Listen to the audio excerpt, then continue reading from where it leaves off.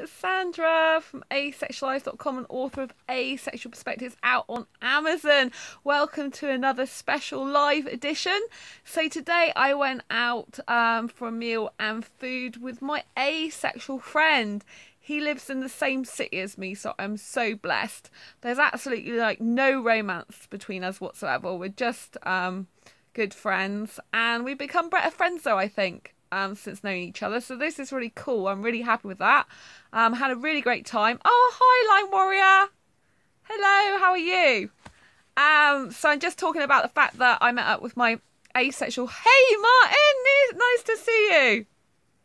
I think everyone on my channel seems. Oh, that's good, Line Warrior. Really pleased to hear that. I think people on my channel seem to be up late like me, because I'm like such a night owl, so I like recording these videos like late at night.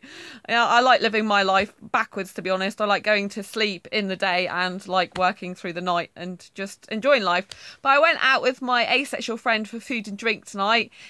Hopefully I won't fall asleep this time. Last time I fell asleep because it was late and I was in bed, sorry. It's only 8 PM over here where I am. Oh, that's cool. I didn't know you fell asleep, Martin. That's so funny. I love the fact you're honest, though. It's really good.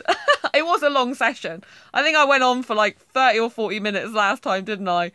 So it's quite funny. I don't blame you. Yeah, I know. Don't worry. I've got a 21st mindset, you know. When I have a 21st mindset, then I, don't go to sleep, do I? 21-year-olds don't go to sleep, do they? I don't think so. Anyway, maybe sometimes they do. So to crack on then, yeah, I met up with my asexual friend, and I'm so blessed because he lives in my city and we're not each other's type romantically. And even though we're both on asexual dating sites, and obviously it'd be a lot easier if we were attracted to each other in that way because we live in the same city, we're not, so we're purely friends.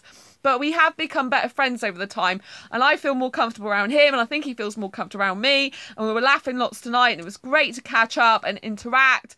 We were talking about movies and things, and catching up on what's been going on the last few weeks, months, and it's been really, really cool. And I wanted to say to you today why it's important to have asexual friends. So obviously it's important to have asexual friends online and offline. So it's really important for support and for understanding, because in the world, it is a very, I wish I knew other asexual nearby. I just have one asexual friend who I text with. Okay. So yeah, so if you want to make more asexual friends, the way to do it is, you go on Facebook, and if you just type in the search bar asexual groups, it will come up with a lot of groups for asexuals, and then you basically connect with them, so you'd ask to join the group, see which groups you like, because there's so many like niches within asexuality. There's so many different groups. There's like nerds and geeks group for asexuals. There's like asexuals for specific areas, like asexual dating groups. I'm in quite a few groups. I'm just not that close with anyone. Okay. Yeah. I mean, it was Line Warrior. Yeah, I understand where you're coming from. I mean, me and the asexual guy who lives in my city, I think when we first met, we didn't get on as well because we didn't really know each other and we're quite different.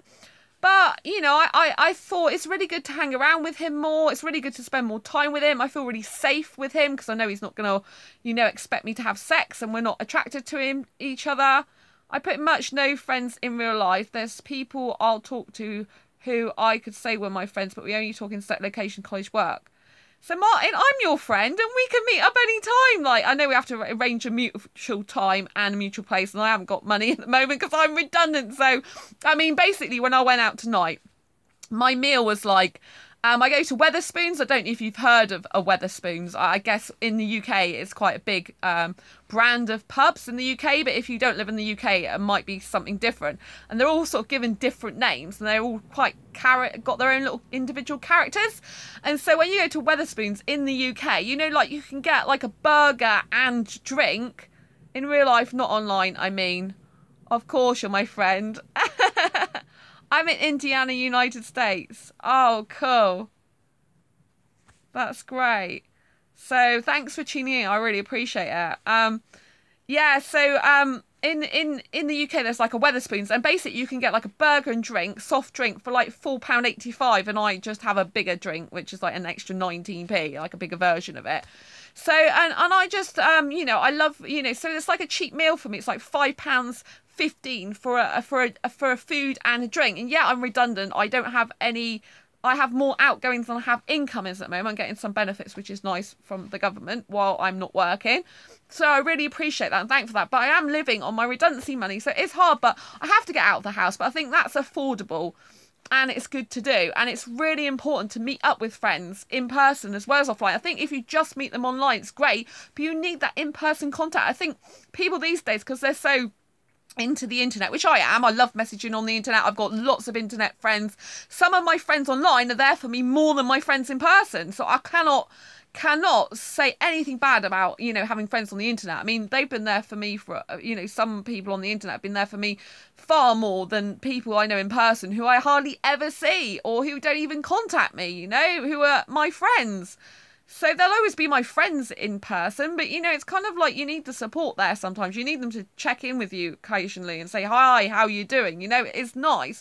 I really appreciate it. I've got really one good friend who's local, who I see quite a bit. And, you know, I'm very blessed to have her in my life. She's absolutely amazing. She's always, you know, we don't see each other every single day or that. We don't message each other a day, but I know she's there for me, you know, in times of crisis. She's really there for me.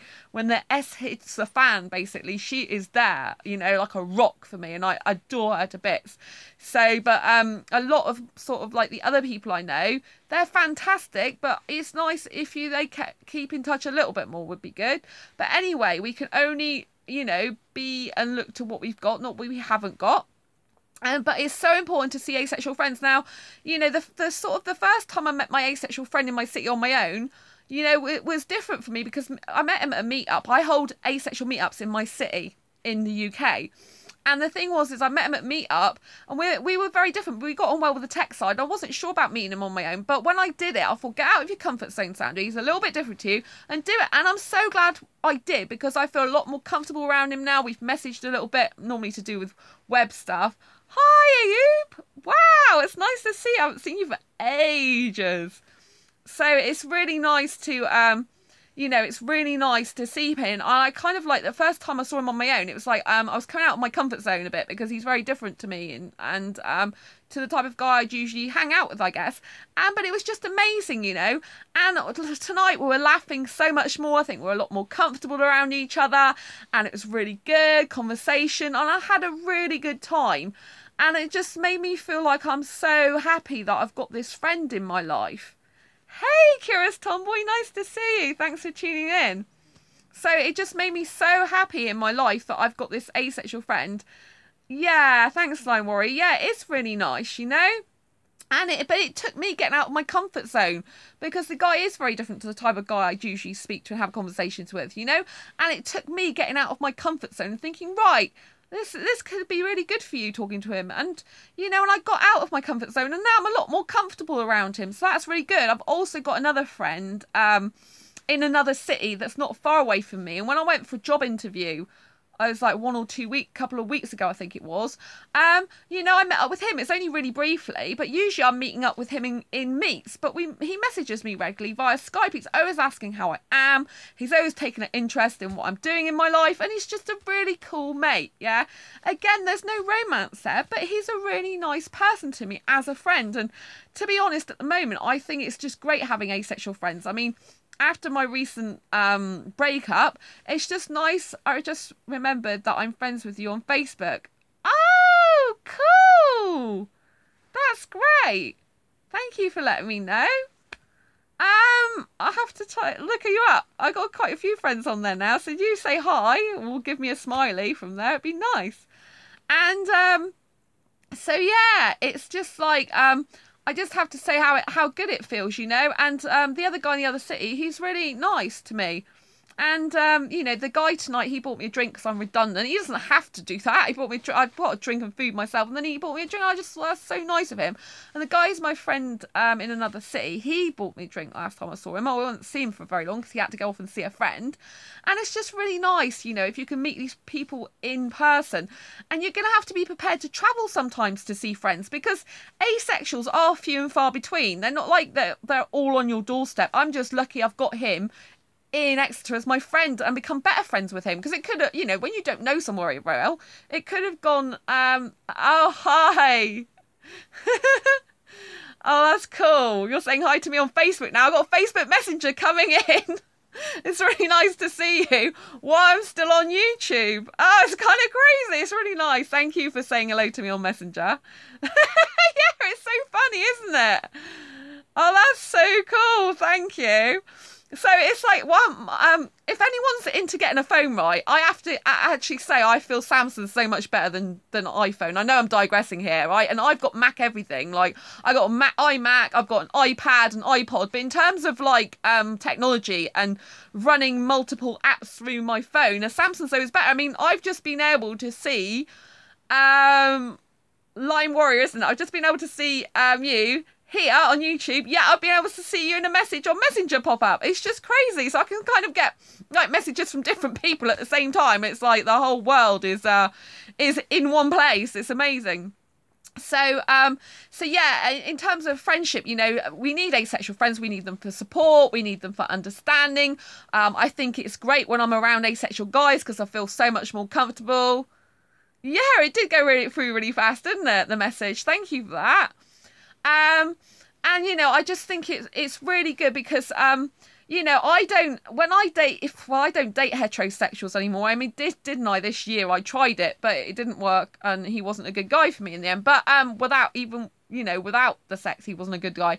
But so what I'm trying to say is, you know, try and get asexual friends, but don't expect them all to be in your city. You know, expect you're going to have to travel to meet them. And obviously, if there's someone you have never seen off the internet before, meet in a public place. You know, and if you're meeting them on their own, insist you like phone them and video chat with them. You know, I don't mind meeting guys in a group setting, like an asexual meetup. But if I'm meeting them on my own, I want to Skype with them. If a guy refuses to Skype with me and I can't see him on video, I don't want to see him in person. Because my safety is more important. I don't care how nice he says he is. You know, and even when they video chat, you do not know someone totally. When someone video chats, someone who video chats with you is only giving you it's better because you know them better because you can see their body language and their facial expressions.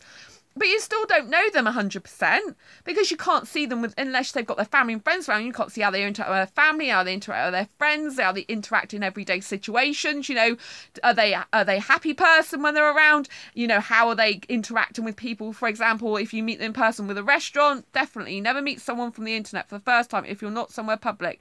Better safe than sorry. Yeah, exactly. Exactly, better safe than sorry. I'm glad, Line Warrior, you agree with that. You know, it's so important. And I always video chat with them, either via Facebook or on Skype or something like that, you know? If they're not prepared to do that, they don't really care enough, do they? You know, you've got to see them on camera because they could be anyone. They could be like, you know, they could be like a 50-year-old bloke posing as a 20-year-old guy. They could be like an 80-year-old woman posing as a 35-year-old woman. They could be anyone, you know, you got your safety is more important. And if anyone expects you just to trust them like that, then, you know, they have to earn that trust. You know, some people think they've got the God-given right for everyone to just trust them. Like, I try, you know, I do actions which a lot of people find that I'm trustworthy. A lot of people trust me and they don't know me that well, but because of my actions, the way I speak, my body language, because I'm very authentic, true to myself, very honest, I'm not perfect, you know, people do trust me a lot, but I don't expect people to just trust me like that, you know.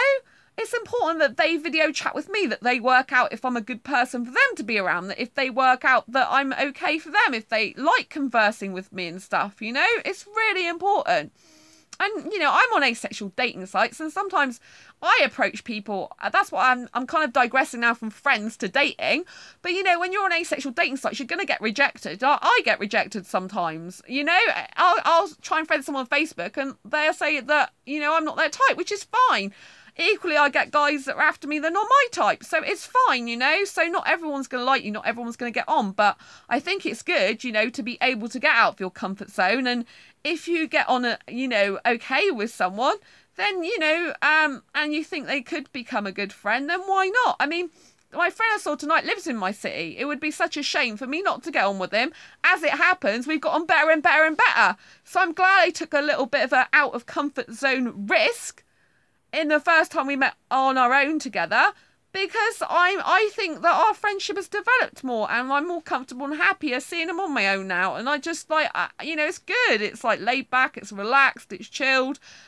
I'm still finding out more about him as a person, so it's just really nice.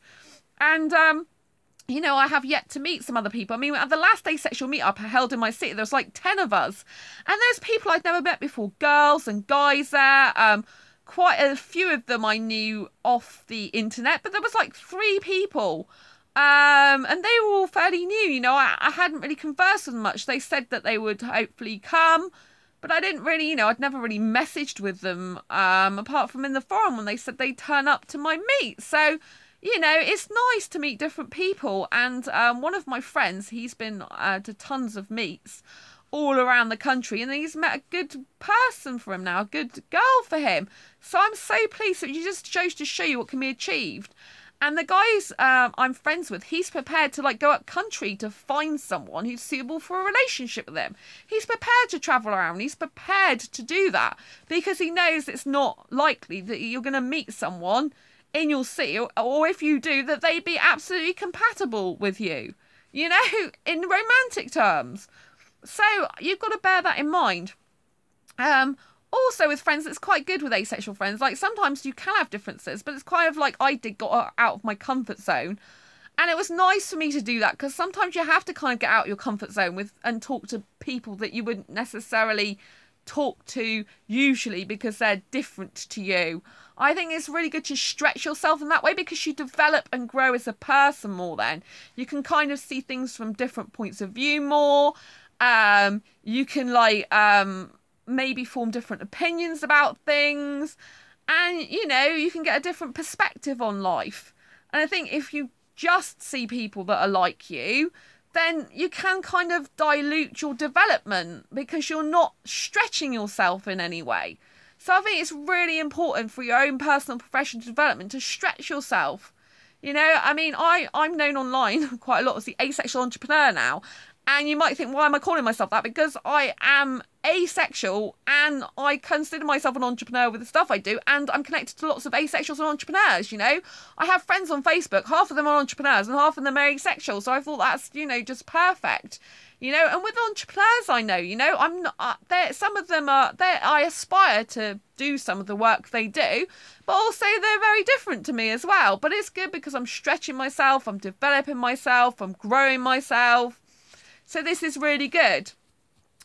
You can also meet asexuals just as friends, even though, you know, there's asexual dating sites such as asexuality.com or ace-book.net.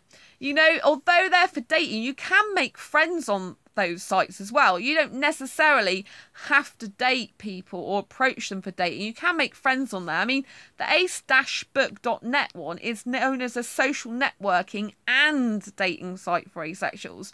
So it's not just purely for, you know, purely for relationships. So you can form friendships that way. You can also Google asexuality and see what it comes up with and find asexual YouTubers, asexuals on Reddit, asexuals like quite in a lot of different places you would never think before. So all this is quite good, you know.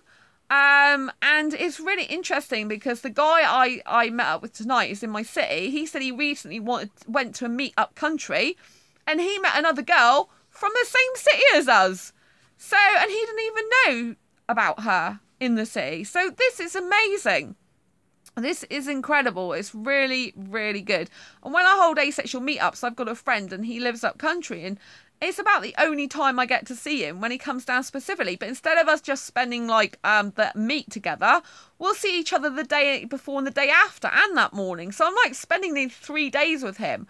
And, you know, I get on so well with him. We're the same star sign, like our birthdays are so close together. And I get on so well with him and it's just cool. So I don't really see him other than at meet-up times. But when I do, it's like not just a meet-up day. It's like for three days. So it's like more like 2.5 days. But it's great. And it feels so good. And I think when things don't go quite right in your life as well, maybe things have gone a bit pear-shaped, you know, just having the support and the feeling that you're around asexuals who know you and understand you, it's just incredible. I find it quite euphoric and I feel like, you know, I'm really more peaceful. And when I'm around asexual guys, compared to what I used to be like when I was around heterosexual guys, nearly wet myself because if I was seeing them, yeah, even as a friend, you know, a lot of the expectation with the heterosexuals, unfortunately, the majority of them, in my experience, because I attract the highly sexuals, even if I say friends, it's not what they're after. I do have some heterosexual friends, however. I got one really good heterosexual friend that I hardly ever see, and he's amazing. I mean, he's not really into women. He doesn't talk that much about women. I just feel completely comfortable around him because he's not oogling loads of women. He's not going after loads of women. He doesn't really talk about women. I talk about guys more than he talks about women. I joked with him once. I said, you act more asexual than I do, and I'm asexual. I don't think he is. But, you know, it's kind of like because he's not interested in anyone really. And that's cool. But he's just such a good friend. And we see each other like once a year. But he's amazing. And so there are, you know, I am comfortable around some heterosexuals. Just the majority, you know, I know that they have different intentions with me. Whereas him, I know he's cool. Just being friends. Me and him are not attracted to each other either. So that's great. So, yeah, to wrap up then, I just think it's so good to have asexual friends. Keep trying to make them online. If you can meet up with them, great, because I think it's really good. But don't forget to Skype or video chat with them first. If they're not prepared to do that, fine, just keep it online. You know, if they're not prepared to make that effort to just video chat. I know some people don't say they don't like talking on camera, but I think for safety, I think it's necessary. You know, I really do. And if they're not prepared to do that, then, you know, I think it's your safety's first. Your safety's more important, you know. I mean, you've got to and especially if they refuse to talk to you on the phone, then don't meet up with them, you know, because phone is like an old-fashioned type of thing, isn't it? Which some people of different generations might be more used to using the phone. And if they won't phone you and all they'll ever do is message, you know, I don't care what their issues are. You just don't do it, do you? Just don't meet up with them, you know, not on your own anyway. You know, if they go to a meet up and you meet them there, fine. But, just don't do it. It's not worth it, is it? It's not worth the hassle. But I always think it's better to actually speak to someone in person rather than even just on the phone. So, for example, recently I went to my friend's semi-final karaoke competition, and there was a guy there who could do a female voice, and he did it as part of the song. And part of the song he was playing the man's voice, part of the song he was playing the female voice. And you just think to yourself, that's amazing. But if he can talk in a female voice like that, and you speak to someone on the phone and you've never video chat with them, technically speaking, you could have a guy who is genuinely presenting as a guy, not meaning to be trans or agender, actually, you know, speaking like a woman, sound like a woman, and fooling you. So I'm just saying, you know, there are people out there that might not be what they seem. And I would definitely make sure they video chat with you because then you can see where they are telling the truth about who they are, or more likely to tell the truth. Even then, you know, you can't totally trust someone, I don't think, you've never met before off the internet, if you've only ever met them on the internet. So just be careful, stay safe, but know that it's good to have friends and just get that support network put in place. And if it is over the internet, you know, I've got tons of internet friends that I've never met in real life before. And, you know, some of them keep in touch with me on a regular basis. And I feel really thankful and glad and blessed to have them in my life. And they brighten my day. So it's good to have internet friends as well, definitely. So I hope that's been helpful for you. I hope you've enjoyed this discussion. Thanks, everyone, for tuning in. So I am supposed to meet someone but nervous, like sharing a hotel room. Curious tomboy. Yeah, curious tomboy. Yeah, sharing a hotel room. We have spoken for more than a year. Oh, yeah, curious tomboy. So before I go, yeah, curious tomboy says she's nervous because she's going to meet someone in a hotel room and they've been talking for a year. So I had a recent experience. I don't know if you've been following my videos, where I was with an asexual guy. And I thought he was madly in love with me, like I felt I was with him. And he was going to stay in a hotel in my city. From different states.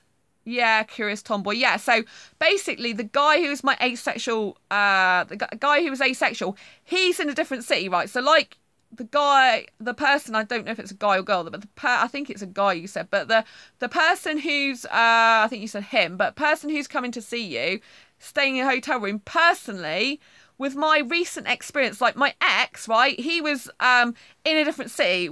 So he was miles away from me. He lived in London, right? I live in Exeter, right, in the UK. So that's like if you went by car, it's about 4.5 hours. And he was coming down to stay in a hotel. And when we were talking, basically I was going to stay in the hotel with him for 4 nights and 5 days. I'd never met him before. And it was just horrendous anxiety and fear for me, because I would never do that with any other person. I'd always refuse to do that. And it, you know, and I didn't totally 100% trust him. I couldn't, because I'd only known him. I mean, you've known that person for a year, right? But I'd only known him for a few weeks, right? And everything was rush into a relationship. I love you, want to spend the rest of my life with you. Rush, be in a relationship, got nothing to lose, you know. And as time progressed over the few weeks we were together, I realised he was more sexual than I first thought he was. And I know some asexual. So basically, when I met him, when I first started talking, he said that he would only have his hands by my side and kiss me. That's all he wanted to do with me. But as the conversations progressed, he kept telling me to express myself. And to express myself, I just want you to express yourself. I just want you to express yourself. Like I wasn't being sexual enough for him. And to cut a very long story short of what happened, is he finally got the message that I would not take my top off in the hotel when we meet, that I love kissing, but I was concerned. And also I wanted to hold his hand first. I think going from seeing someone off the internet, however much you video chat with them or anything like that, you have to be able to touch their skin right first. You have to be able to hold their hand. And I think if you watch the last videos, the video 12 like stages of intimacy, you'll notice from that actually it was kind of too soon. Because if you jump from the stage of like, I've just seen you on video chat, to going straight into staying in a hotel room, it's really missing out the other intimacy stages, like a touch on the shoulder, a touch on the head, a holding hands. So personally, with my experience, it just caused too much anxiety. I mean, in the end, because I wouldn't take my top off, he changed. He went cold on me. He changed his attitude with me. He wasn't smitten with me anymore like he used to be. He wasn't into me. He wanted time and space apart.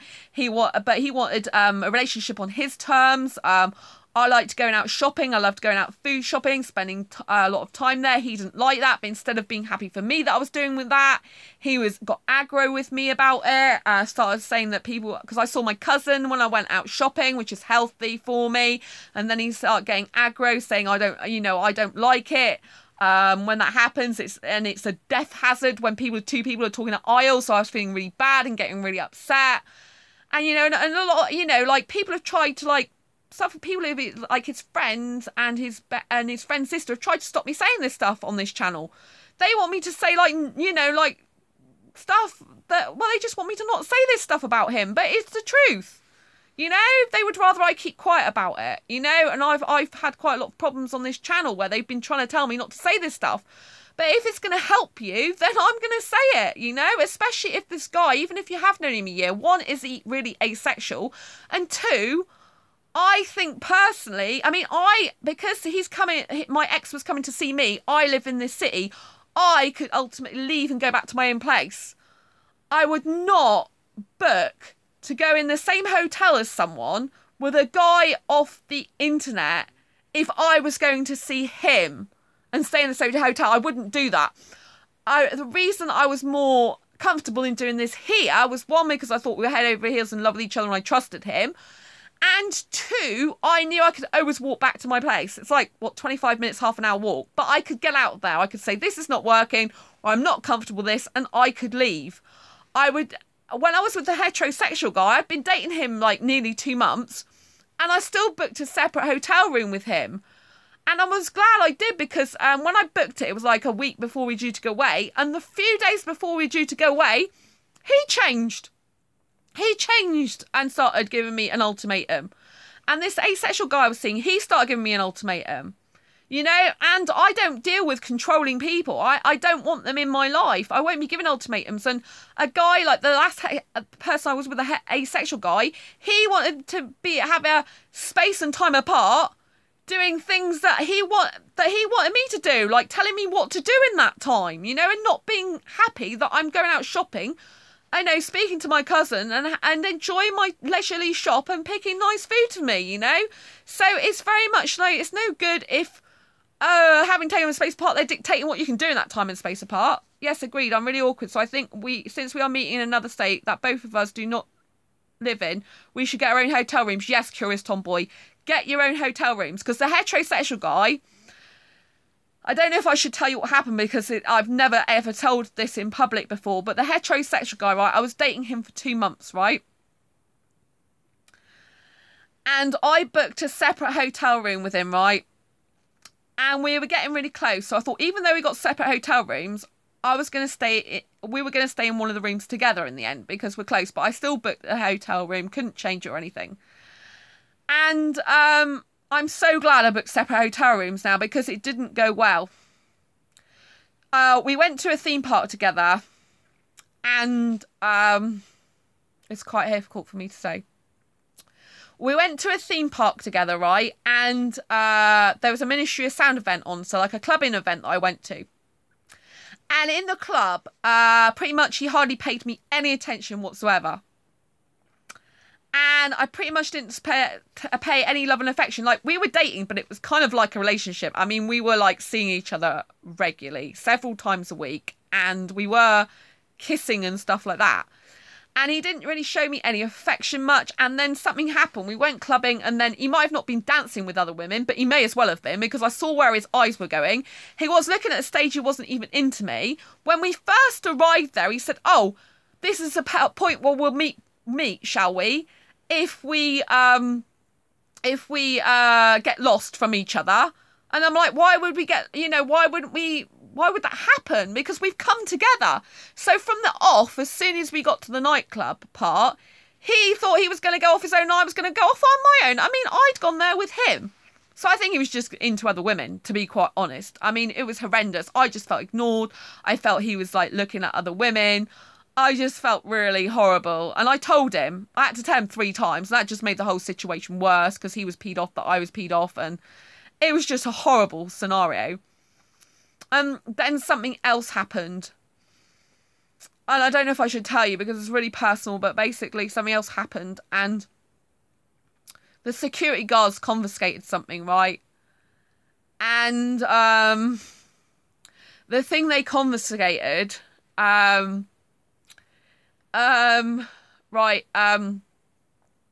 found out that he said, how can I put it?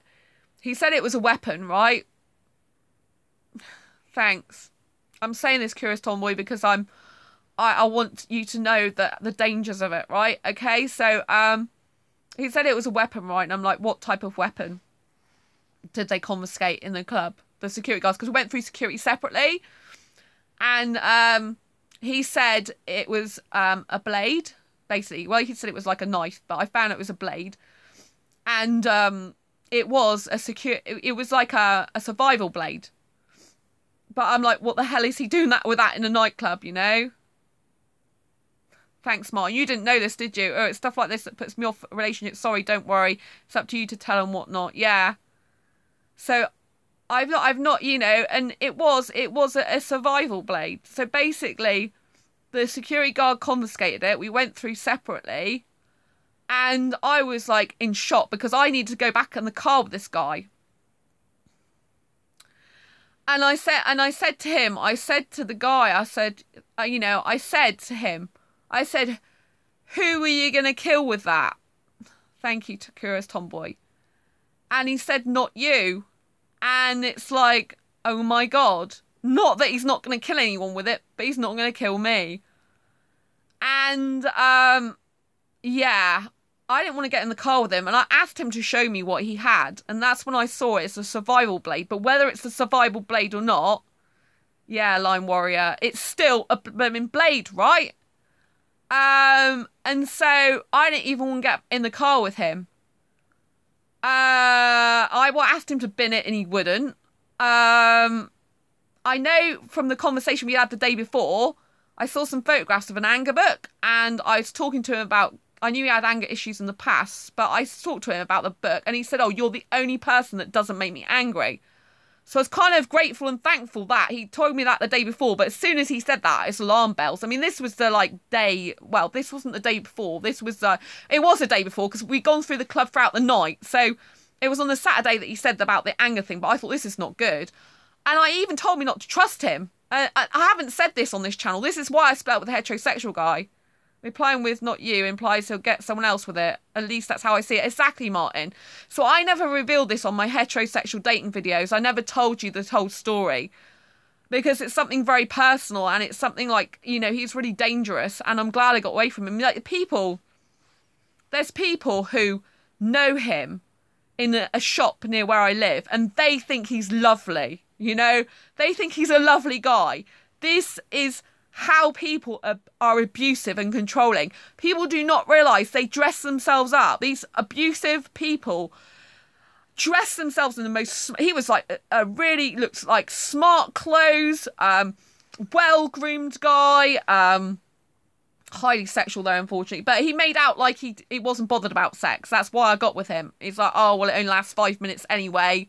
You know, I'm too tired to do that. I'm old. And he was older than me, which is very unusual for me to ever be with an older guy. Sexually, he did nothing wrong to me. I have to make that clear. Sexually, he was great. He was resilient. I did all the work kissing. He was, you know, there was nothing bad.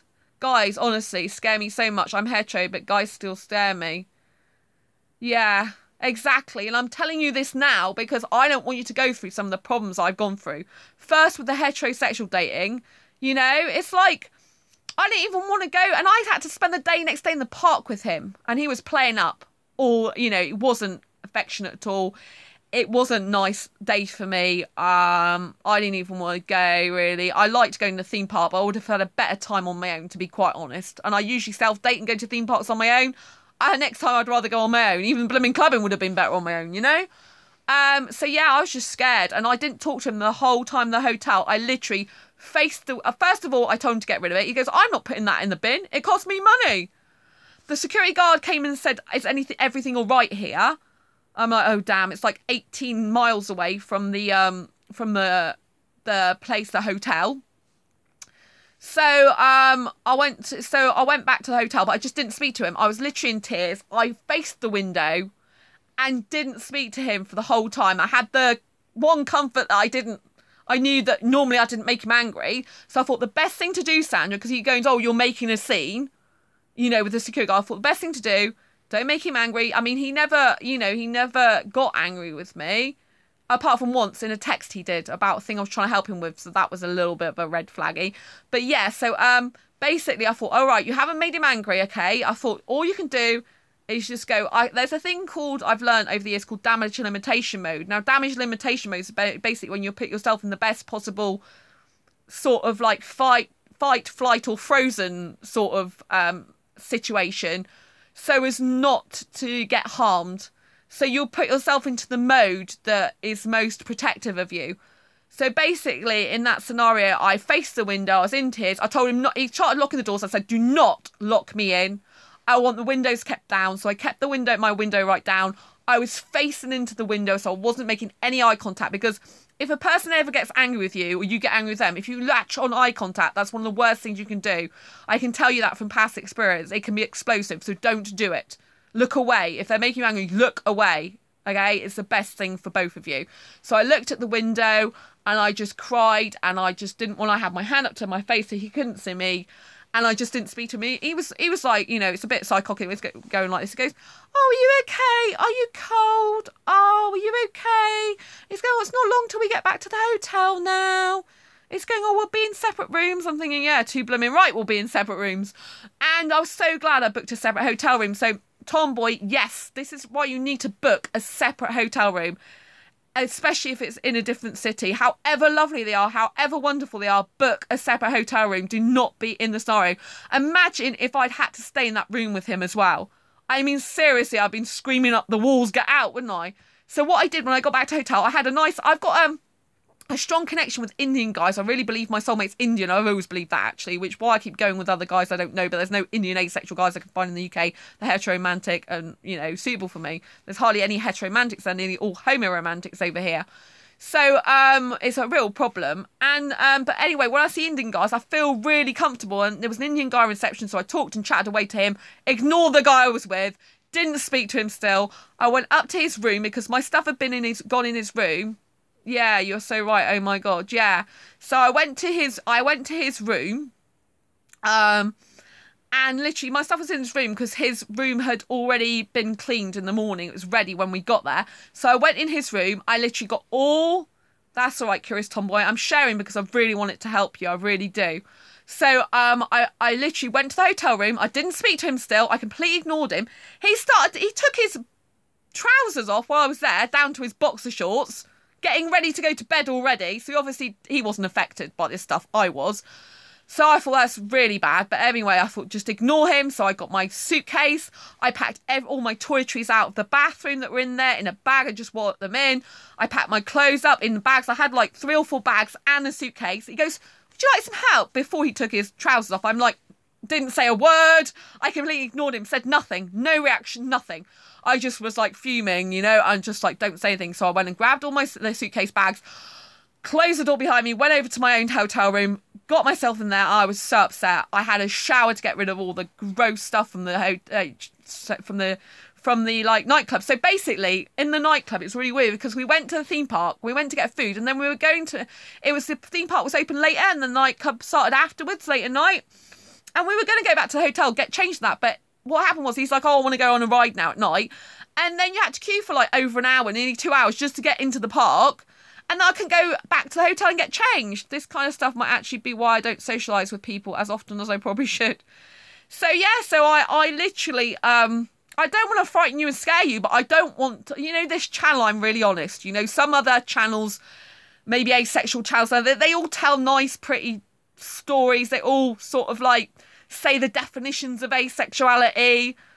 I tell it like it is on this channel. I tell you like real life experiences that have been really difficult for me because you need to know this stuff. I don't want to sugarcoat things like some other channels. They kind of browse over some stuff, or they'll rebel back to people and they'll answer questions back, but they're not really sharing their personal stories so much. Like, this is real true life story. It's like, I mean, some of this stuff is like you see on movies, right? It's really quite unbelievable, but it happened to me, you know? And I kept quiet about the blade thing. That's why I love your channel so much, because you're so honest. Thanks, Slime Warrior. Yeah, I am really honest, and it's really difficult. I didn't want to kind of say the blade thing in public because it's like, it's a bit like, you know, it's not nice. It's a horrible thing to have to say. Thanks, Curious Tomboy. Yeah, it's a horrible thing to have to say. I kept quiet about it, you know? And even the people in the shop, you know, they were saying, oh, you dumped this guy, the heterosexual guy, dating him. I'm like, well, we weren't technically in a relationship, according to him. So how could I dump him? I don't know. But yeah, I did get rid of him. And then he was making out in a text to me. He said, oh, there's nothing. When I split up with him, he's like, there's nothing. When I got back on the Monday and split up with him then. I did not split up with him while I was with him. I told him that I couldn't be with him in a relationship. I told him I couldn't date him anymore.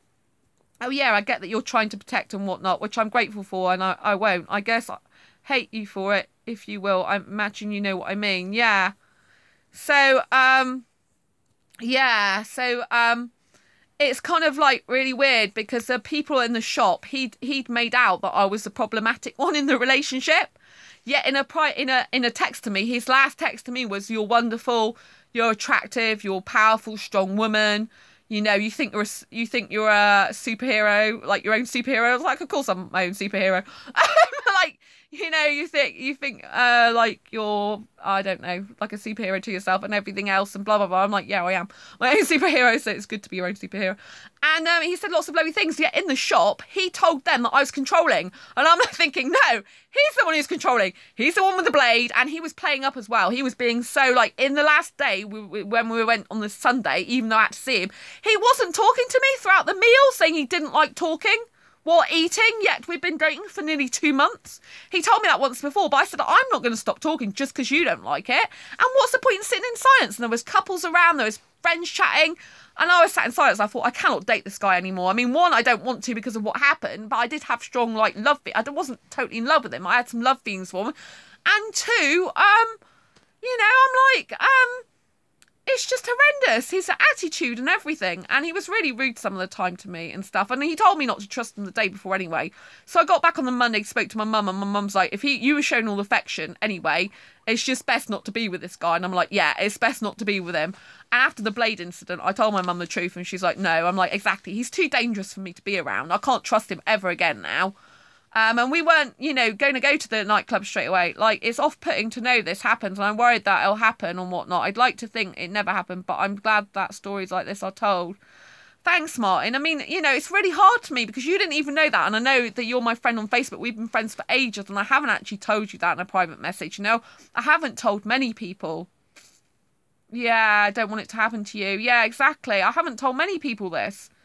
Because it's something I don't really like talking about in terms of, like, it's not a great thing, is it, to happen? And it was so scary for me. It was really frightening for me when I was up there. I was like, oh, sugar, what do I do now? But the best thing to do is just to keep quiet, calm, quiet, even though I'm crying, just, like, don't look at him and just to stay calm. Because if I'm not doing anything to provoke him into any sort of bad reaction, hopefully, it's not guaranteed, but because sometimes just guys are abusive anyway, or even women can be abusive, obviously, it doesn't just apply to guys, you know, then hopefully it'll just be, because he said before I never made him angry, then hopefully it'll be fine. But I'm like, Tim, I'm like, well, why would you have that? Oh, because there was attacks in London, acid attacks. I'm like, one, I don't know what he's talking about exactly, and two, we weren't even in London, and three, it's a theme park. Why do you need a blade on you in a theme park? It's just weird. You know, it's a survival blade. You use that if you're going away camping and stuff. We're not going away camping in the wilderness. We're going to a theme park with a nightclub. It's just really, really... And what exactly, obviously, I don't want it to happen to anyone. It's terrible that it does. Exactly. And what the security guard said to him, if you ever come in with like that, something like that ever again, I will report you to the police, basically. You know? So I think if this security guard's saying that, then I am kind of really worried. And the fact that I actually stayed and went the next day in the theme park, and he was just being an idiot, right?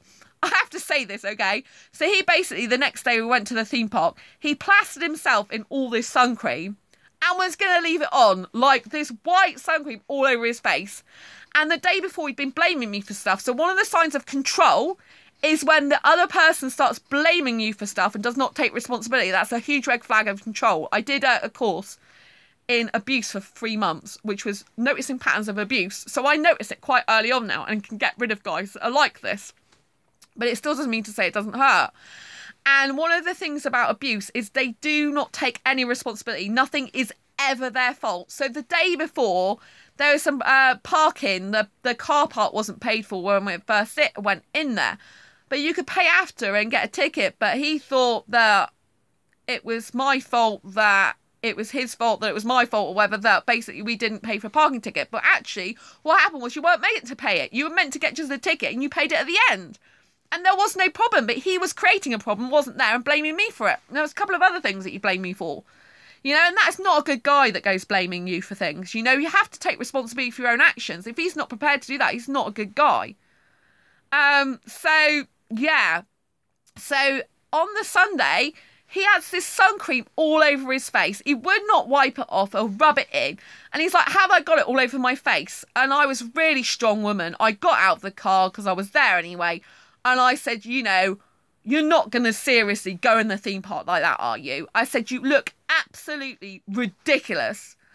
And he was like, oh, well, it says on the instructions to leave it on like this. I said, you look absolutely ridiculous. And he's going, oh, I've got it all over my face. I go, I'm not, you know, I said, I'm not saying anything. Have I got it over my face? And he kept going on and goes, like, tell me, have I got it all over my face? Like, again, that's aggression. I said, and he said, I said, I'm not saying. He said, tell me yes or no, right? I said, I got out of the car and I said, I have been in sales for years. I know what type of open questions are. I know you're asking me open questions, so I give you a yes or no answer. Slapped him in the face because of how stupid he was. Laugh out loud, yeah. I didn't though, but yeah. I don't slap anyone in the face. No, I mean, obviously in self-defence, I would literally, you know, if someone was going to hurt me, I'd literally defend myself. I'm a tough woman and I would always defend myself if I need to, or get out the situation as soon as possible. Like, but I will always defend myself to the hill.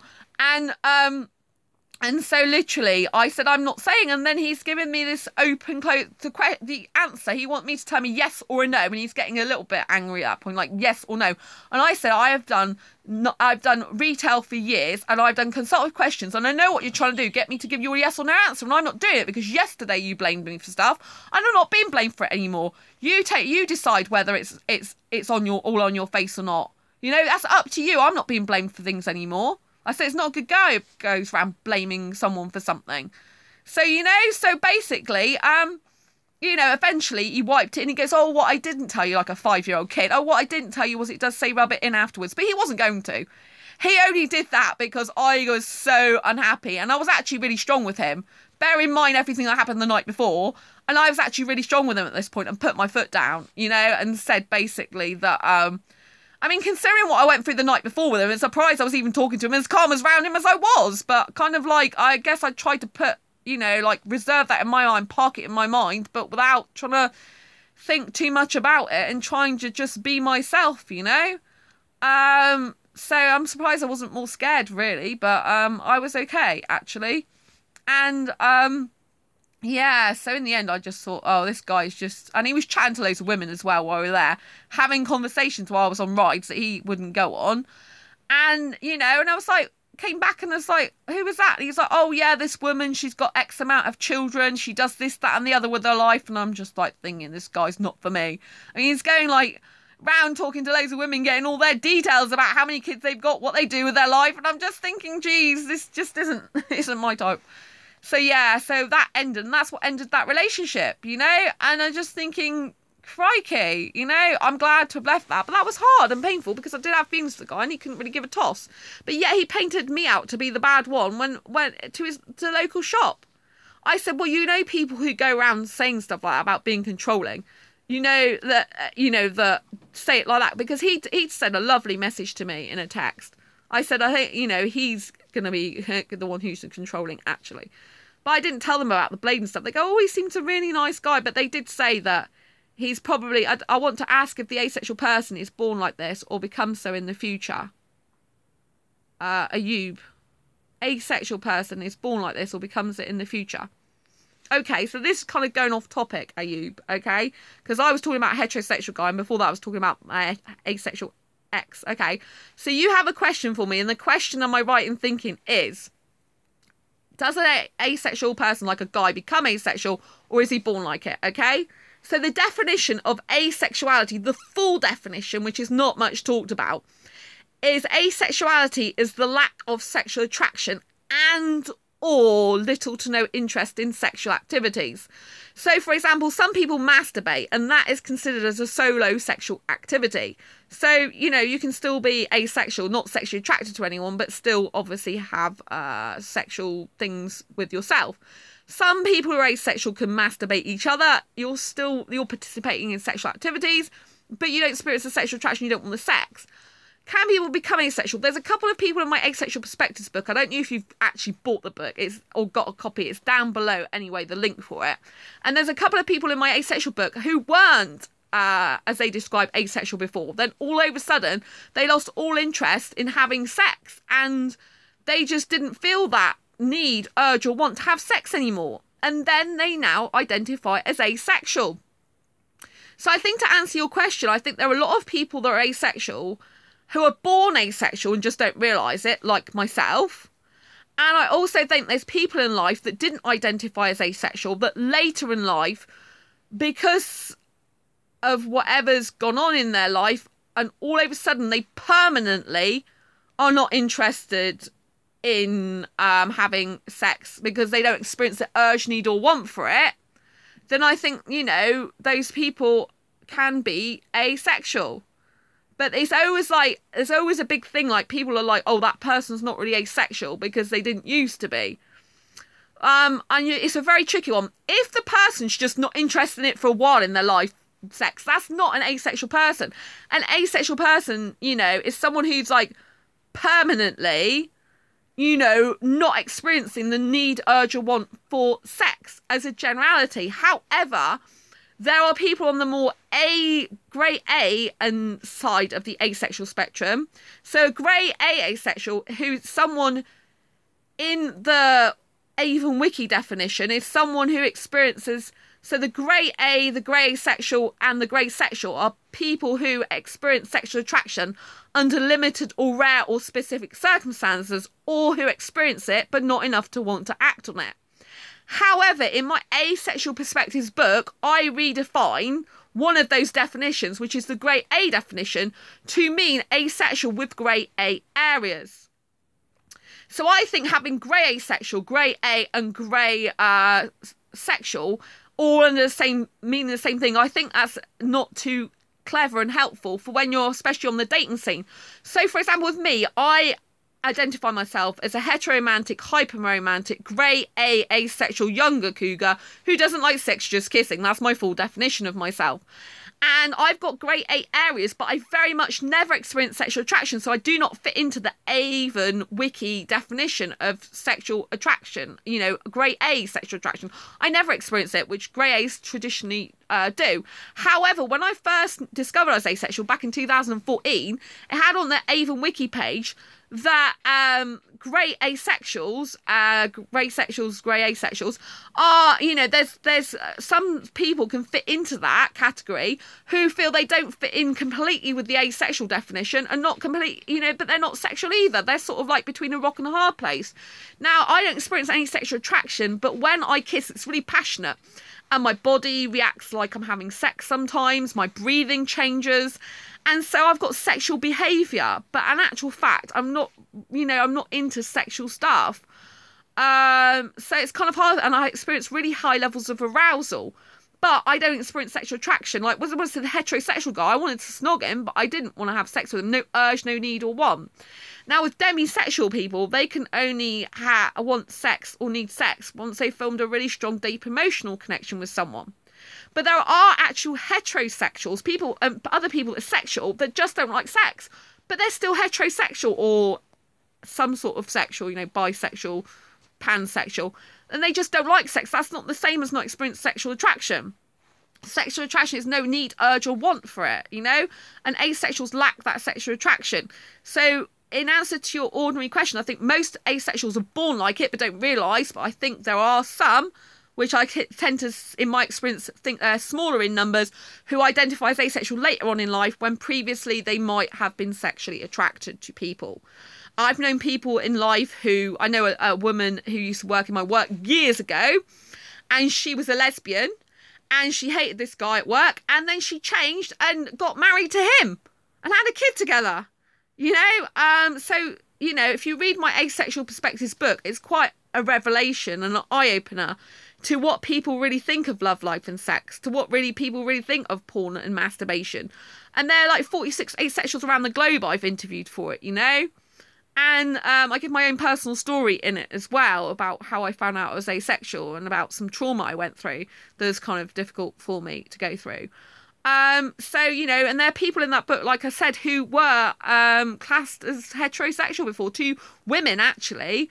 I think they're both women. And they've, you know, I remember distinctly one of them because she's married and it's really hard for her now because she identifies as asexual. She never gets the need, urge or want for it and does it and watches her watch. Basically while she's doing or thinking of other stuff, you know, she's basically watching the clock, you know, with it. So it's actually hard for her, and she does it once a week to please her husband. I mean, I personally feel like it's kind of self-abuse if I had sex nowadays because I don't want it. I'm personally sex repulsed, but I've had I've had sex in the past in various positions with my exes. I never had sex outside of a relationship before. So to answer your question, I think, yeah, it's possible. But I also know there are people that say they're asexual and they're not. And I find them out, you know. There are asexual imposters. There are people that scam. I've met them on asexual dating sites. I've been talking to them for a while and then realised they're not actually asexual. Some of them even admit they're not asexual to me. You know, you get people who are impotent as well. Now, you can get impotent asexuals and you get impotent sexuals. You know, impotency, which you probably already know, it's well known, but people, you know, guys can't physically have sex because they can't get an erection, basically, and sustain it to have intercourse. So they can't have intercourse, sex, and sustain it and get it up for that, yeah? So they're impotent, but you can get impotent sexuals. They still feel the urge, need, or want for sex. They're still very sexual beings, but they just physically can't get it up, right? Whereas you can get asexuals who are impotent, and not only can they not get it up, they don't get the need, urge, or want for sex either. It's not there, so they're not bothered that they can't get it up. It's like, great for me. It's a bonus, you know? So, you know, you've got to be aware of all these different types of people. And, you know, I like to think that everyone's honest, you know, because I'm honest. I'm sure a lot of you are honest. I know some of you are honest. And, you know, but you have to realise that not everyone's as honest. I mean, I go through life sometimes thinking everyone's honest, right? But actually a lot of people are not honest, and it saddens me to say that, you know. I think there are good honest people out there. I've got good honest friends. I've got those, you know, the guy who was asexual, which I met up tonight, the asexual friend guy, which I originally spoke about on this video. He's an honest guy, right? He doesn't lie. He's no need to lie. I know he's honest. I know my asexual friend who's in another city. As far as I know him, he's honest too. But these are guys, they're not trying to get with me. They're not trying to have a relationship with me. There's no reason for them not to be honest. I think some people, when they try to get into relationships as well, I think they say things to impress you. I think they say things, not everyone, don't get me wrong, not everyone's like this. I don't say things to impress people.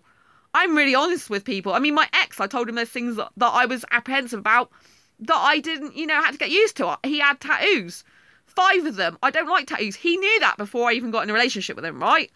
And I said, if I kiss your chest, it's going to be hard because I need to get used to that. I was honest with him. I didn't lie about it. What's the point? Because at the end of the day, if I'd have been like close to him and I went like this, he would have been worse. Whereas he would know that I have to get used to that slowly, that it's something I can't just rush into, you know?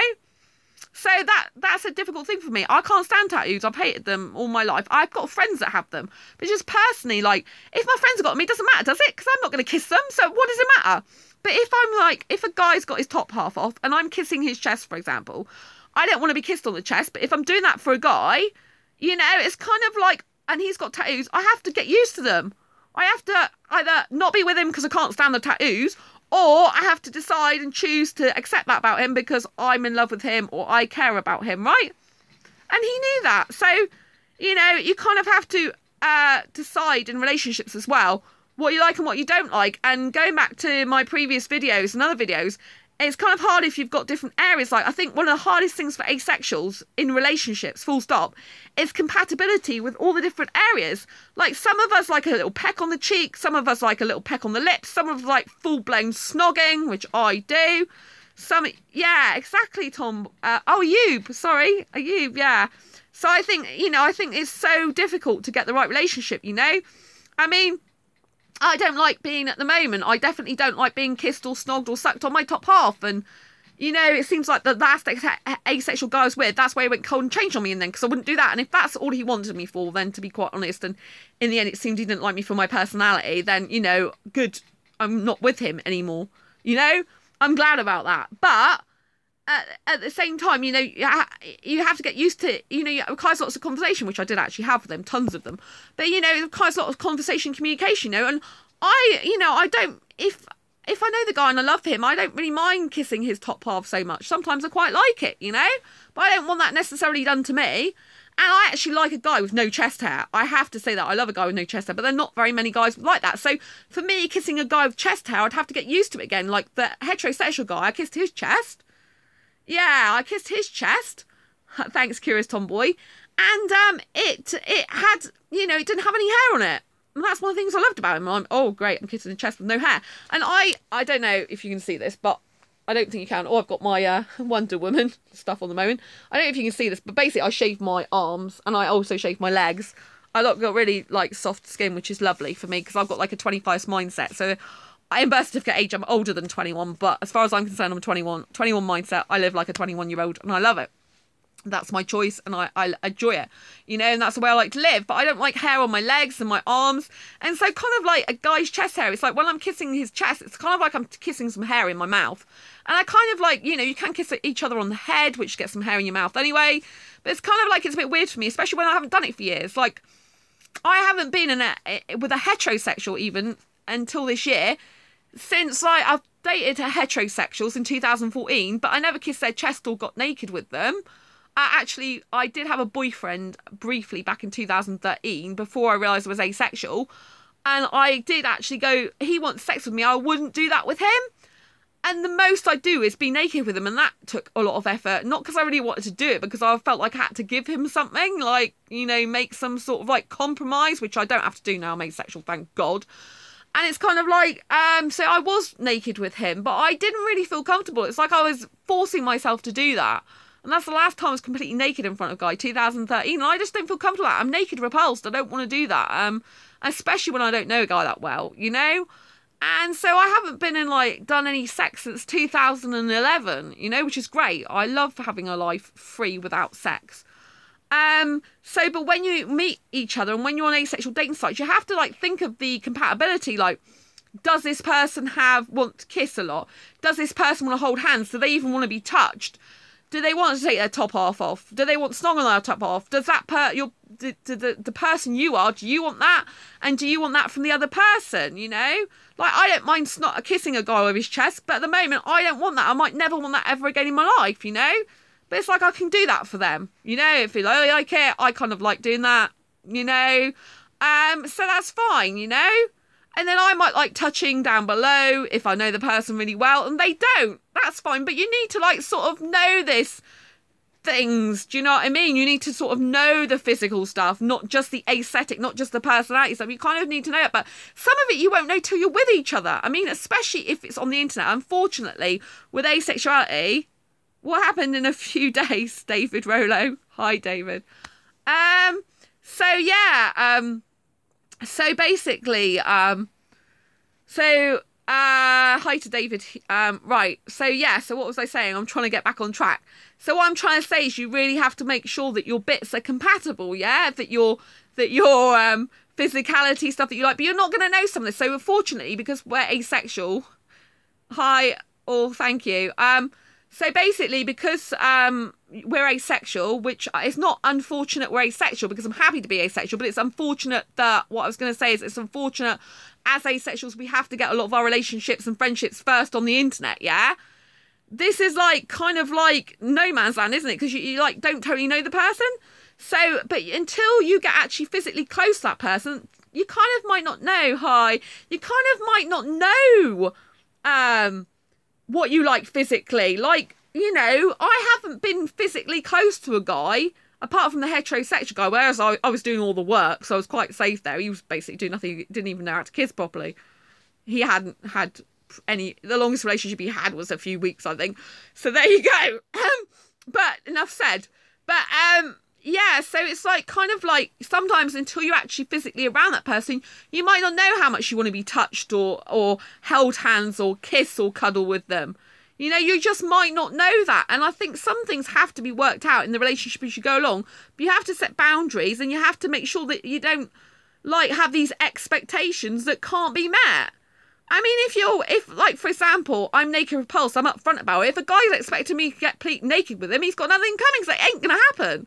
Like I said, I haven't been naked since 2013. In 2014, I was dating heterosexual guys, because before I realised I was asexual in 2014, but before that I was dating heterosexual guys. Even when I just found out I was asexual, I still dated heterosexual guys for a little bit, like 2 months or something. And I didn't get naked with them. There's only the guy I was in a relationship with for 3 weeks, right? A Bangladesh guy in 3 weeks in 2013. And the reason we split up is because he was seeing another woman because he wanted sex and I wouldn't give it to him. And that's the guy I compromised myself with and was naked with. But I didn't want to be. Like, I'd rather have been not, you know? I'm not interested in being naked. I look better with my clothes on. I find guys look better with their clothes on the majority of the time. And, you know, it's just like no good. I'm not interested in seeing a guy below the waist. But some asexuals, they love all the kissing, the cuddling. They love the nakedness. They love the naked body. They actually enjoy that type of thing. You know, and I think if you're, you know, if you've got someone who's in the relationship who loves nakedness and someone who doesn't, either the person who, you know, either one of the two's got to either just say, right, okay, well, I'll compromise and give part of you bits naked and not the other, or vice versa or whatever. Or you've just got the person's got to understand if they're with someone who's naked repulsed, they're not really going to ever want to be naked, or they're not going to like seeing them naked. If it depends how they're naked repulsed. So I'm naked repulsed completely with women, And I don't like seeing a guy naked either. But if I had to choose between a guy and a woman, it'd be a guy every time, because I am only attracted to guys. And completely, I can't stand naked women in sculptures, paintings, or anything. I'm so naked women repulsed. It's unbelievable. It makes me feel physically sick. But with guys, I don't want to see his anatomy. I don't mind his chest being naked. I don't even mind him just having boxer shorts on, so long as I can't see anything, right? But actually, not having boxer shorts on, for me these days, I really don't want to see it. It looks like a sack of potatoes. Sorry, guys. You know, that's not appealing to me. You know, lots of women like penises, and I don't. I'm not interested in it. I mean, I'm asexual for a start, but I'm just not interested in it, you know? But I've met an asexual heteromantic on the internet, and he liked, with a woman, to completely strip naked and get down to the point of intercourse, just not do it. Now, to me, as a woman, that's completely scary. You know, asexual or not. I mean, that is frightening to me. I'm like, how did you not get them pregnant? He goes, oh, yeah, it was difficult. You know, and I'm left wondering, okay, right, okay. You say you're asexual, I have to take you at face value. But, I mean, that is a lot to get completely naked to a point where you're nearly intercourse. That is a lot, you know. I mean, if I was naked, which I don't intend to be, I would rather keep my, you know, if I went down to nothing, I'd probably like my bra and my underwear, but I want my underwear kept on all the time. Either the guy can keep his underwear on and stuff, or I can keep mine on, or ideally both, because I don't want to do that. You know, because I want protection now. I don't want any chance of pregnancy whatsoever. I don't want his bit near mine, you know? Even if he's got his boxer shorts on, I keep my clothes on, because I like keeping my clothes on anyway, you know? And with the heterosexual guy, he went down to his boxer shorts. But I kept my clothes on. All of them. All of them. Trousers and everything all the time, and all I did was kissing with him. He had his hands like by my side, you know, on my, you know, ribs and stuff, and that was fine by me. That was enough, you know. I think maybe once his hand might have slightly touched the silhouette of my breast, you know, and I was aware of that. Any further and I would have to have said something. I'm like, okay, I'm not so sure I even can handle that. So yeah, so basically you've just got to find out what works for you. Realise that not everyone's as honest as you might think they are. And obviously, you know, make a lot of friends. If you meet up with someone in person, make sure they video chat with you first. And if you're going to a completely different city to what you live in, book a separate hotel room. Don't stay in the same hotel room with them.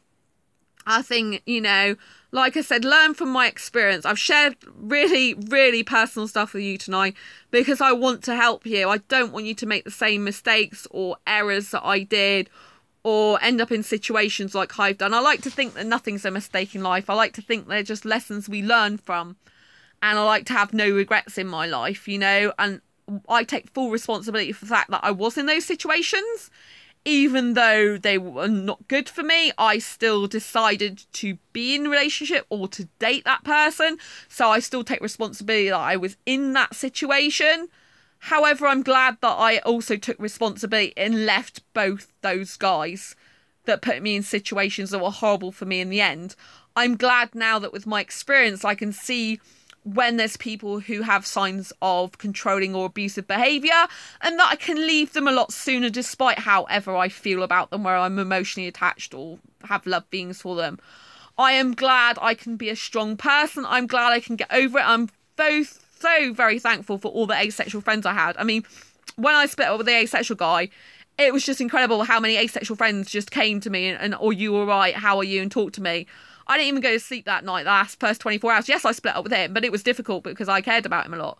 Sorry, I meant what has already happened in a few days from now. David. What has already happened in a few days from now? What has already happened in a few days from now? You'll have to go back and watch this video. Like, you've just tuned in. And you'll have to go back and see this live video. Will be, once this video is published, you'll see it, the whole thing. So, I mean, basically, I met up with my asexual friend tonight. So that's been amazing. I went to my friend's karaoke semi-final. And I actually met an asexual guy there. If you haven't seen the last video. Yeah, exactly. If you haven't seen the last video. I met an asexual guy there. What's the odds of that, you know? I'm Facebook friends with him now. And nothing's romantic going to happen. We're not really each other's types. But it was nice to meet an asexual guy, you know? And, you know, I had some younger guys interested in me, so, you know, talking to me, which is just really nice. So yeah, it's all been good. So I've been to, oh right, you wanted to catch up on what's happened. I mean, this is really digressing from the original subject, right? So I went to see also in, this is going off the subject, but I went to see Justice League as well. God, I don't know if you can see that. Basically, I've got my Wonder Woman bracelet on, so I'm back to self-dating. This is what's happening as well. And I also got, oh God, I don't know if you can see this. I don't think I can, oh, Superman one as well. Can you see that? So basically, I've gone back to self-dating now. So I really, really urge you, if you've never done self-dating before, to self-date. It is so super important, especially when you've gone through some trauma with really bad people, bad relationships, abusive, controlling, or whatever. Go back to self-dating. I love self-dating. I usually go to theme parks on my own, zoos on my own, aquariums on my own, cinema on my own, out for meals on my own. So, you know, the other day I went to see the cinema to Justice League and saw it on my own. I ended up with 2 wristbands, special ones. I'm only supposed to get one, but the guy was really sweet to me. So I won't look if you want to take 2. I'm like, fine, because I couldn't make my mind up. It was so cool. He was really nice to me. And you only get them on the day it opened, yeah? So, you know, so I was self-date. And once you self-date, you get back in touch with your inner being. You get back in touch with your soul. And you just become much more of a whole person again. And you realise that you don't need anyone but yourself. Of course you want friends. Of course, you know, that's what this video is about in the beginning. But at the end of the day, the person you come into this world with, in your sack, in the womb, as it were, is yourself. The person you go out of this world with is going to be yourself. And so therefore you really have to love yourself and enjoy dating yourself and being with yourself and spending time with yourself. It is so important. I always knew, even though I was quite head over heels for the asexual guy who's no good for me in the end, I always kept telling myself, you're good being single. You've been single for years. Yeah, I predominantly single for 6 years of my life before, you know, I was with the asexual guy briefly this year, you know, and, you know, and before the heterosexual guy. So yeah, sexuality is quite a difficult thing, isn't it? So yeah, so basically I went to a restaurant on my own the other day. Well done, Martin. It was just that for the self-date, but I enjoyed it and it's a start. I also went to a few shops too. Didn't have enough time for more. I'm so glad, Martin. Thumbs up for you. Everyone give Martin a thumbs up for his comment. That is such a cool comment. I'm so proud of you. I know how hard it is to go on that very first self-date. It is quite terrifying if you've never done it before, because you're wondering about what people think of you. Are people looking at you? What's going to happen? What are you going to do? But once you've self-dated a bit, you just get into it and you think, thank goodness I'm self-dating. Yeah, Martin, I'm so darn proud of you. Because I've known you for a long while as a friend, and I know you're a very honest guy too, and I know that, you know, that's just amazing. I'm really super proud of you. Yay! Curious Tomboy says yay to Martin. That is amazing. It seriously is amazing. I'm so proud of you. And it's a really good thing to get into. I mean, I love watching the whole trailers at the, you know, the beginning of the film, but I also love watching all the credits. Like, on the DC film, if you go and see it, if you haven't seen Justice League yet, I will tell you now, there's a bit at the end in the credits, but wait till all the credits are finished, the screen goes black, and there's a bit more which tells the next film. Okay? The friend I saw tonight, the asexual friend I saw tonight, he saw the film yesterday, and he didn't wait to see the very bit at the very end after all the credits are finished. So I told him what it was. I'm not going to tell you what happens because you might not have seen the film yet. I'm not even going to talk about the content of the film other than to say my heart fluttered in it. It was amazing. Go and watch it. I can't say what happens because it'll give the whole game away and spoil it for you, but it was amazing. And so, yeah, and I saw it. But when I go on my own to the cinema, I don't have anyone trying to usher me out of the cinema going, oh, it's only the credits, you know? Who wants to watch that? It's like, well, I want to watch it. Even films that I don't even know there's credits on the end, I will stay watching it. I mean, interesting thing about my friend tonight is he said, well, it's normally Marvel films that have parts in the credit, extra bits, not DC films. But he said, so I didn't expect it, but I knew there was one part way through. I said, yeah, but there was another one. Because obviously they're going to compete, aren't they, in the end? Of course they are. And the bit at the end when all the credits go and the screen goes black, that's the beginning, setting the scene for the next film, and a character is in there who you won't have thought about throughout the film. And then he pops in at the end, and another character as well. I'm not going to say any more than that because it's just like going to not you know, be good, is it? All I basically said is there's 2 characters. But that's it. That's all I'm giving away. So go and self-date. Keep up the good work with what you're doing. Keep being aware of there, you know, I did an abuse course, and when I did it for 3 months, it's on the HS, it's a professional course, and I know what signs to look for of control and abuse. And also, I was told statistically there is 1 in 3 people that are abusive. And that was a shocker for me. It's like 1 in every 3 people you meet will be abusive. Love it. Can't wait to see. Yeah, it's great, Curious Tomboy. So I just think that's kind of sad that I have to even say that 1 in 3 people are abusive. But you have to bear in mind that whenever you're talking to 1 in 3 people are abusive, and you have to bear in mind that these people that are abusive, they're actually quite nice to people. And if you're friends with them, they might even be really nice to you. One of my ex, which was, yeah, 1 in 3. Wow. Yeah, Martin. I know. I was completely shocked. I was completely shocked by that statistic. Which means, you know, if you work in a shop with loads of people, you think, how many are controlling or abusive? You know, when you go in the streets, when you're in a restaurant, when you're in a club or something, you have to realise that's statistically how many there is. And that shocked me, but it also made me realise I'm happy being single. I'm very happy being single. Wow, my ex, yeah. And so I have this affirmations. I don't think I've even shown you actually these affirmations, right? This is again quite personal, but this is the affirmations I have.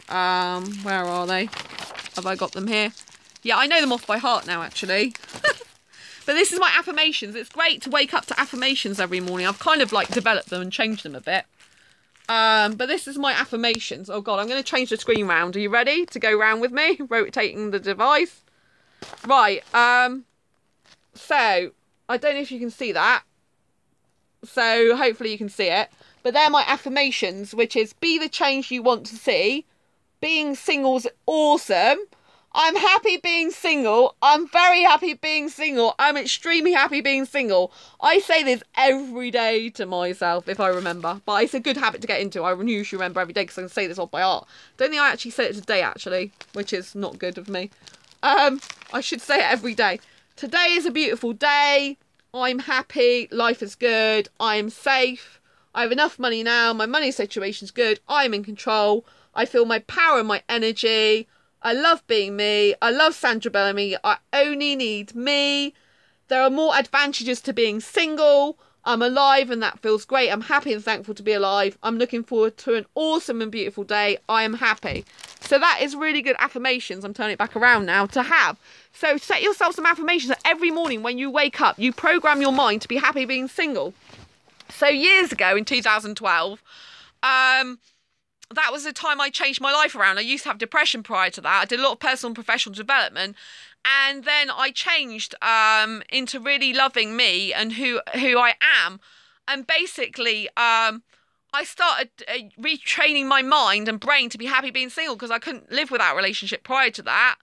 And I didn't want to end up in an abusive relationship again. So I retrained my brain to be happy being single. And the affirmations is a huge part in that. You know, I say affirmations every morning or get into the habit. It takes 21 days at least to form a good habit. So say them to yourself every single morning.